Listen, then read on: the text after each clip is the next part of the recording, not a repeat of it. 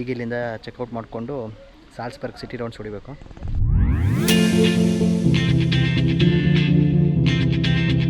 Flash back ಅಬ್ಬೆಪಾಲಿಗಳ ಥರ ಒಂದು ಕಡೆ ಬಂದ್ಬಿಟ್ಟು ಕೂತ್ಕೊಂಡಿದ್ದೀವಿ. ಇಲ್ಲೊಂದು ಫಾಲ್ಸ್ ಇದೆ. ಫೆನಿಕ್ಯುಲರ್ ಮಾತ್ರ ಕ್ರೇಜಿ. ಅವ್ರು ಹೇಳ್ಬೇಕು ವೀಳ್ಯರೆ ಕಣ್ಣಕ್ಕೆ ಮತ್ತೊಂದು €8 ಕುಡಿಯುತ್ತೆ. ಸ್ಕೈ ವಾಕಲ್ಲಿ ನಿಂತ್ರೆ ವ್ಯೂ ಈ ಥರ ಕಾಣುತ್ತೆ. ಏನು ವ್ಯೂ ನೋಡಿ, ಸಕ್ಕತ್ತಾಗಿದೆ. ಮೆಟ್ಲತ್ತು ಮೆಟ್ಲಿಳಿ. ಈ ಒಂದು ಹಳೆ ವಿಲೇಜು ನೋಡೋಕ್ಕಂತೂ ಸೂಪರಾಗಿ ಕಾಣ್ತಾ ಇದೆ. ಫೆರಿಯಲ್ಲಿದ್ದೀವಿ, ಫುಲ್ಲು ರಶ್ ಆಗಿದೆ. ಜಟ್ಕಾ ಗಾಡಿನ ಯೂಸ್ ಮಾಡ್ತಾ ಇದ್ದಾರೆ.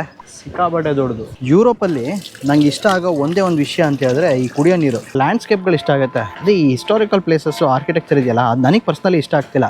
3 ಫ್ರಿಜ್ ಮ್ಯಾಗ್ನೆಟ್ ತೊಗೊಳಕ್ಕೆ 6 ಜನ ಹೋಗಿದ್ವಿ. ಫೋರ್ಟ್ರೆಸ್ ಪ್ಲಾನ್ ಅನ್ನು ಕೂಡ ನಾವು ಕ್ಯಾನ್ಸಲ್ ಮಾಡ್ತಾ ಇದೀವಿ. ನಿನ್ನೆ ನಮಗೆ ಹಾಲ್ಸ್ಟೇಟಲ್ಲಿ ಸಿಕ್ಕಂತ ಖುಷಿ ಇಲ್ಲಿ ಸಿಕ್ಕಿಲ್ಲ ಅನ್ನೋದು ಕೂಡ ಅಷ್ಟೇ ಸತ್ಯ. ಅದೇ ನಮ್ಮ ಶಾಪಿಂಗ್. ಆಗ್ತಾ ಇದ್ದೀರಾ? ಶೂಟ್ ಮಾಡಬೇಕಾ? ನಮಸ್ಕಾರ ಸ್ನೇಹಿತರೆ, ಸಮಸ್ತ ಕನ್ನಡ ಕೊಲ್ಲಕೋಡಿ ಬಂಧುಗಳಿಗೆ ನನ್ನ ಸಾಷ್ಟಾಂಗ ಪ್ರಣಾಮಗಳು. ಇದೇ ನಾವಿದ್ದಿದ್ದು ಹೋಟೆಲ್ಲು. ಹೇಳ್ತಾ ತಡೀರಿ.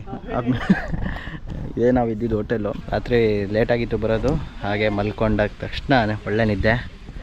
ಈಗ ಚೆಕ್ಔಟ್ ಮಾಡಿದ್ವಿ. ಒಳ್ಳೆ ಬ್ರೇಕ್ಫಾಸ್ಟ್ ಕೊಟ್ಟಿದ್ರು. ಒಳ್ಳೆ ಬ್ರೇಕ್ಫಾಸ್ಟ್ ಅಂತ ಹೇಳಿದ್ರೆ ಅದೇ ಬ್ರೆಡ್ಡು, ಬನ್ನು, ಜಾಮು, ಎಗ್ಗು ಚೆನ್ನಾಗಿತ್ತು. It was good. ಈಗ ಇಲ್ಲಿಂದ ಚೆಕ್ಔಟ್ ಮಾಡಿಕೊಂಡು ಸಾಲ್ಸ್ಬರ್ಗ್ ಸಿಟಿ ರೌಂಡ್ಸ್ ಹೊಡಿಬೇಕು. ಸಾಲ್ಸ್ಬರ್ಗಲ್ಲಿ ಏನು ನೋಡೋದು ಅಂತ ಹುಡುಕ್ತಾ ಇದ್ವಿ. ಫಸ್ಟ್ ಕಣ್ಣಿಗೆ ಬಿದ್ದಿದ್ದು ಮಿರಾಬಲ್ ಪ್ಯಾಲೇಸ್ ಅಂತ. ಅಲ್ಲಿಗೆ ಬಂದ್ವಿ. ಪ್ಯಾಲೇಸ್ಗಿಂತ ಮುಂಚೆ ಸಿಕ್ಕಿದ್ದು ಈ ಡ್ವಾರ್ಫ್ ಗಾರ್ಡನ್ ಅಂತ. ಎಲ್ಲ ಕುಬ್ಜ ವ್ಯಕ್ತಿಗಳ ಕೆತ್ತನೆಗಳನ್ನು ಮಾಡಿದ್ದಾರೆ, ಅದನ್ನು ನೋಡ್ತಾ ಇದ್ದೀವಿ.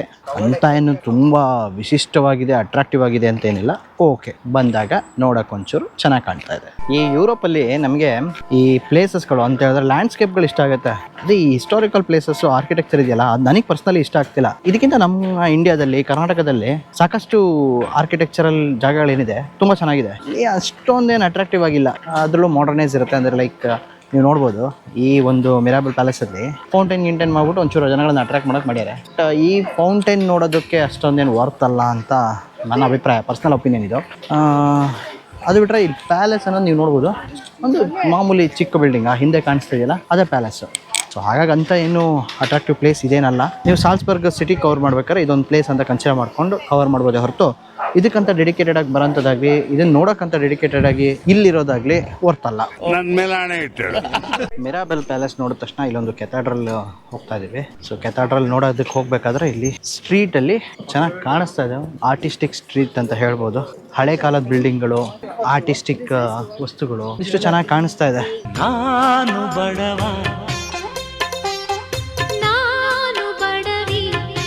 ತಗೊಂತಾರೆ ಬೇಕಾದವರು, ಅದಕ್ಕಂತಾನೆ ಬಂದವರು. ನಮ್ಮ ತರ ಬರ್ಗೆಟ್ ಬಂದವರಲ್ಲ.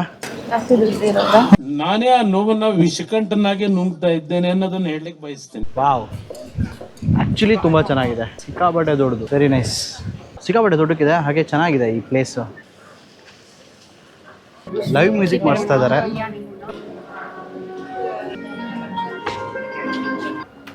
ಸಖತ್ತಲ್ಲ. ಯುರೋಪಲ್ಲಿ ನಂಗೆ ಇಷ್ಟ ಆಗೋ ಒಂದೇ ಒಂದು ವಿಷಯ ಅಂತ ಹೇಳಿದ್ರೆ ಈ ಕುಡಿಯೋ ನೀರು. ನಿಮಗೆ ಕುಡಿಯೋ ನೀರಿಗೆ ಯಾವುದೇ ರೀತಿ ದುಡ್ಡು ಕೊಟ್ಟು ಬಿಸ್ಲರಿ ವಾಟ್ರು ಆ ಥರ ಏನು ತೊಗೊಬೇಕಂತಿಲ್ಲ. ಈ ಥರ ಒಂದೊಂದು ಕಡೆ ಜಾಗದಲ್ಲಿ ಟ್ಯಾಪ್ ವಾಟರ್ ಇರುತ್ತೆ. ಟ್ಯಾಪ್ ವಾಟರ್ ನೀವು ಡೈರೆಕ್ಟಾಗಿ ಕುಡಿಬೋದು. ಮೋಸ್ಟ್ಲಿ ಈ ಒಂದು ವ್ಯವಸ್ಥೆ ನಮ್ಮ ಇಂಡಿಯಾದಲ್ಲಿ ಬಂದರೆ ತುಂಬ ಚೆನ್ನಾಗಿರುತ್ತೆ ಅನ್ಸುತ್ತೆ. ಥಿಯೇಟ್ರಲ್ಲಿ ಒಳಗೆ ಹೋಗ್ಬಿಟ್ಟು ನೋಡ್ಕೊಂಬರೋಣ ಅಂತ ಅಪರೂಪಕ್ಕೆ ಮನ್ಸು ಮಾಡಿದ್ವಿ. ಒಂದು €5 ಖರ್ಚಾದರೂ ಪರವಾಗಿಲ್ಲ ಅಂತ. ಬಟ್ ಓಪನ್ ಆಗೋದೆ 1 ಗಂಟೆಗಂತ. ನಮಗೆ 2 ಗಂಟೆಗೆ, 2 ಅಲ್ಲ 3 ಗಂಟೆಗೆ ಇಲ್ಲಿಂದ ಟ್ರೈನ್ ಇದೆ ಬುಡಾಪೆಸ್ಟಿಗೆ. ಸೊ ಹಾಗಾಗಿ ಒಳ ಹೋಗೋ ಪ್ಲಾನನ್ನು ಕ್ಲೋಸ್ ಮಾಡಿದ್ವಿ. ನಾವು ಬಂದಿರೋ 6 ಜನದಲ್ಲಿ 3 ಜನಕ್ಕೆ ಇಂಟ್ರೆಸ್ಟ್ ಇತ್ತು, 3 ಜನಕ್ಕೆ ಇಂಟ್ರೆಸ್ಟ್ ಇದ್ದಿಲ್ಲ. ಇಂಟ್ರೆಸ್ಟ್ ಇಲ್ಲದೆ ಇರೋರ ಆಸೆ ಈಡೇರ್ತು ಅನ್ಸುತ್ತೆ.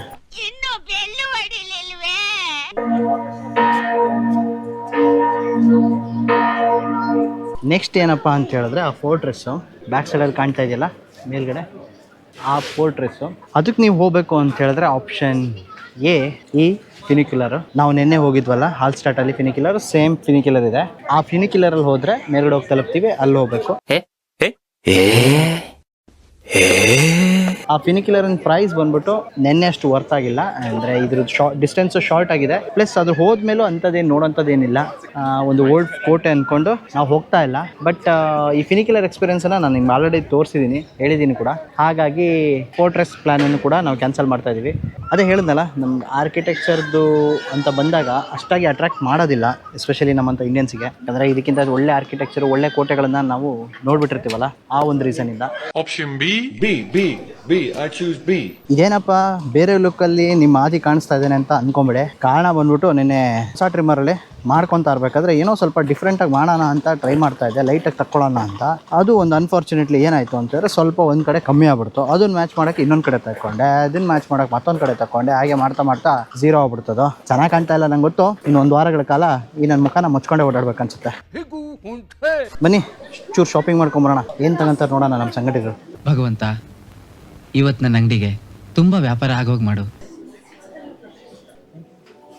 ಒಂದಕ್ಕೆ €5, 5 ತೊಗೊಂಡ್ರೆ 19 €. ಸೊ ನೆನಪಿಗೋಸ್ಕರ ಒಂದು ಫ್ರಿಜ್ ಮ್ಯಾಗ್ನೆಟ್ ತೊಗೊಂಡ್ವಿ. 3 ಫ್ರಿಜ್ ಮ್ಯಾಗ್ನೆಟ್ ತೊಗೊಳಕ್ಕೆ 6 ಜನ ಹೋಗಿದ್ವಿ. ಅದೇ ನಮ್ಮ ಶಾಪಿಂಗ್ ಅಷ್ಟೇ. ಥರ ಇಂಡಿಯನ್ ಮಿಡಲ್ ಕ್ಲಾಸ್ ಮುದ್ದಿ ಹೊರಗಡೆ ಬಂದ್ಬಿಡುತ್ತೆ ಪ್ರೈಸ್ ನೋಡಿದ ತಕ್ಷಣ. ಪ್ರತಿಯೊಂದು ಐಟಮ್ ಮೇಲೂ ಇರೋಂಥ ಪ್ರೈಸನ್ನು ಇಂಡಿಯನ್ ರುಪೀಸಿಗೆ ಕನ್ವರ್ಟ್ ಮಾಡಿ ನೋಡಿದೆ, ಯಾವ ವಸ್ತುನೂ ತೊಗೊಳಲ್ಲ ಅಂತ ಡಿಸೈಡ್ ಮಾಡಿಬಿಟ್ಟಿದ್ದೀವಿ ನಾವು. ಮುಟ್ಟಕ್ಕೂ ಬೇಡ ಅನ್ಸುತ್ತೆ. ಎಕ್ಸ್ಪೆನ್ಸಿವ್, ಯಾಕಂದರೆ ಟೂರಿಸ್ಟ್ ಪ್ಲೇಸ್ ಆಗಿರೋದ್ರಿಂದ ಪ್ರತಿಯೊಂದು ಮೇಲೂ ಜಾಸ್ತಿ ಪ್ರೈಸ್ ಇದ್ದೇ ಇರುತ್ತೆ. ಹಾಗಾಗಿ ಇಲ್ಲಿ ಶಾಪಿಂಗ್ ಮಾಡೋದು ವರ್ತ್ ಅಲ್ಲ, ಯಾವ್ದಾರು ಸಿಟಿ ಸೆಂಟ್ರಲ್ಲಿ ಶಾಪಿಂಗ್ ಮಾಡೋದು ವರ್ತ್ ಅನ್ನೋದು ಒಂದು ಅಭಿಪ್ರಾಯ. ಮುಂದಿನ ಪಯಣ ಮೊಜಾರ್ಟ್ ಪ್ಲಾಟ್ಸ್ ಅಂತ. ಇದೇ ಆ ಮೊಜಾರ್ಟ್ ಪ್ಲಾಟ್ಸ್ ಅಂತ ಹೇಳಿದ್ರೆ ಆ ಮೊಜಾರ್ಟ್ ಅವನ್ನ ನೆನಪಿನಲ್ಲಿ ನಿರ್ಮಾಣ ಮಾಡಿರುವಂತಹ ಒಂದು ಮೂರ್ತಿ. ಮೊಜಾರ್ಟ್ ಅನ್ನೋನು ಒಬ್ಬ ಆರ್ಟಿಸ್ಟು. ಅವ್ನು ಮಾಡಿರೋಂಥ ಮ್ಯೂಸಿಕ್ ನೀವು ಕೇಳಿರ್ಬೋದು. ಆ ಮ್ಯೂಸಿಕ್ ಮಾಡಿರೋಂಥ ಮೊಜಾರ್ಟ್ ಅವನ ನೆನಪಿಗೋಸ್ಕರ ಒಂದು ಕ್ರಿಯೇಟ್ ಮಾಡಿರೋಂಥ ಜಾಗಕ್ಕೆ ಹೋಗ್ತಾ ಇದ್ದೀವಿ.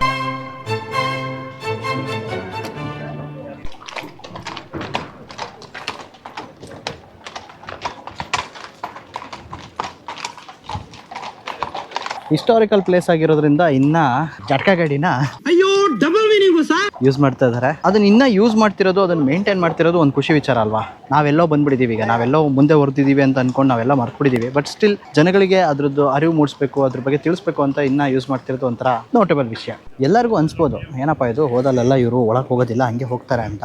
ಒಂದು ರೀಸನ್ನು ಕಾಸ್ಟ್ ಆಗಿದ್ರೆ ಆ ಕಾಸ್ಟಿಗೆ ವರ್ತಿಲ್ಲ ಅಂತ ಹೇಳಿದ್ರೆ ಹೋಗಕ್ಕೆ ಮನ್ಸಾಗೋದಿಲ್ಲ. ಅದೇ ಏನಾದರೂ ವಿಶೇಷವಾಗಿತ್ತು ಅಂತ ಹೇಳಿದ್ರೆ, ಲ್ಯಾಂಡ್ಸ್ಕೇಪ್ ತುಂಬ ಚೆನ್ನಾಗಿತ್ತು ಅಂತ ಹೇಳಿದ್ರೆ, ಮನಸ್ಸಿಗೆ ಖುಷಿ ಕೊಡೋಂಥ ಜಾಗಗಳಾಗಿದ್ದರೆ ಹೋಗ್ಬೋದು ಎಷ್ಟೇ ದುಡ್ಡು ಖರ್ಚಾದರೂ. ಆರ್ಕಿಟೆಕ್ಚರಲ್ಲಿ ಎಂತೆಂಥ ಕೋಟೆ ಕೊಪ್ಪಳಗಳನ್ನು ನೋಡಿಲ್ಲ ಹೇಳಿ, ಎಂತೆಂಥ ದೇವಸ್ಥಾನಗಳನ್ನು ನೋಡಿಲ್ಲ. ಸೊ ಆ ಆರ್ಕಿಟೆಕ್ಚರ್ ಮುಂದೆ, ಅಲ್ಲಿರುವಂತಹ ಕೆತ್ತನೆ ಕೆಲಸಗಳ ಮುಂದೆ ಇಲ್ಲಿಂದ ಅಷ್ಟು ಅಟ್ರಾಕ್ಟಿವ್ ಅನ್ಸಲ್ಲ. ಹೌದು, ಇದು ಬೇರೆ ಥರ ಆರ್ಕಿಟೆಕ್ಚರು, ಬಟ್ ಹೊರಗಡೆಯಿಂದ ನೋಡಿದಾಗ ಸಿಗುವಂಥ ಖುಷಿ ಒಳಗಡೆಯಿಂದ ಅಷ್ಟಾಗಿ ನಂಗೆ ಸಿಕ್ಕಿಲ್ಲ. ಹಾಗಾಗಿ ನಾನು ಈ ಪ್ಲೇಸ್ಗಳನ್ನು ಅವಾಯ್ಡ್ ಮಾಡ್ತಾ ಇದ್ದೀನಿ. ಇನ್ನೊಂದು ವಿಷಯ ಏನು ಅಂದರೆ, ಕೆಲವೊಂದು ನಾವು ಹೋಗಬೇಕು ಅಂತ ಅಂದ್ಕೊಳ್ಳೋ ಜಾಗಗಳಲ್ಲಿ ಟೈಮ್ ಬೇರೆ ಥರ ಇರುತ್ತೆ. ಇವತ್ತು ಸಂಡೇ ಆಗಿರೋ ಕಾರಣ 1 PM ಓಪನ್ ಆಗುತ್ತೆ ಅಂತ ಹೇಳಿದ್ರು. ಸೊ ಅದು ನಮಗೆ ದುರಾದೃಷ್ಟ. ನಿನ್ನೆ ನಮಗೆ ಹಾಲ್ ಸ್ಟಾರ್ಟಲ್ಲಿ ಸಿಕ್ಕಂಥ ಖುಷಿ ಇಲ್ಲಿ ಸಿಕ್ಕಿಲ್ಲ ಅನ್ನೋದು ಕೂಡ ಅಷ್ಟೇ ಸತ್ಯ. ಅದು ಕೆಲವರಿಗೆ ಆರ್ಕಿಟೆಕ್ಚರ್ಗಳು ಲ್ಯಾಂಡ್ಸ್ಕೇಪ್ಗಳಿಗಿಂತ ಇಷ್ಟ ಆಗ್ಬೋದು. ಬಟ್ ನನಗೆ ಸ್ವಲ್ಪ ಲ್ಯಾಂಡ್ಸ್ಕೇಪ್ಗಳು, ನೇಚರು ಜಾಸ್ತಿ ಮನಸ್ಸಿಗೆ ಖುಷಿ ಕೊಡುತ್ತೆ. ಸಾಲ್ಸ್ಬರ್ಗ್ನ ಅನ್ವೇಷಣೆ ಮುಗಿಸಿ ನಾವು ಹೋಗುವಂಥ ಜಾಗಕ್ಕೆ ಅಂದರೆ ಬುಡಾಪೆಸ್ಟಿಗೆ ಹೋಗೋಕ್ಕೆ ರೈಲ್ವೆ ಸ್ಟೇಷನ್ ಬಂದು ತಲುಪಿದ್ದೀವಿ. ಇನ್ನು 15 ಮಿನಿಟ್ಸ್ ಟೈಮ್ ಇದೆ ಟ್ರೈನ್ ಬರೋದಕ್ಕೆ. ಸೊ ಈಗ ನಾವು ಹೊರಟ್ರೆ ನೈಟ್ 8:00 ರೀಚ್ ಆಗ್ತೀವಿ ಬುಡಾಪೆಸ್ಟಿಗೆ. ಬುಡಾಪೆಸ್ಟಿಂದ ನಾವಿರೋ ಜಾಗಕ್ಕೆ ಹೋಗೋಕ್ಕೆ ಇನ್ನೊಂದು 1 ಅವರ್ ಬೇಕು.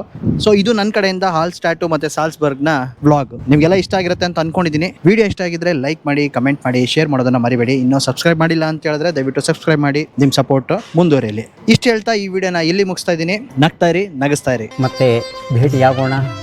ನಮಸ್ಕಾರ. ಕನ್ನಡದ ಸಿದ್ಧ ಹಾಡೋದಕ್ಕೆ ಎದ್ದ